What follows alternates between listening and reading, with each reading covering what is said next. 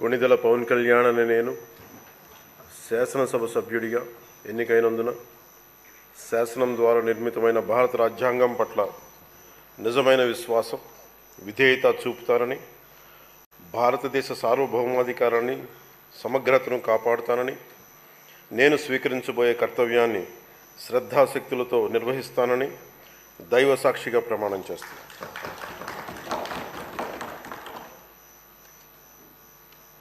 కొణిదెల పవన్ కళ్యాణ్ అనే నేను ఆంధ్రప్రదేశ్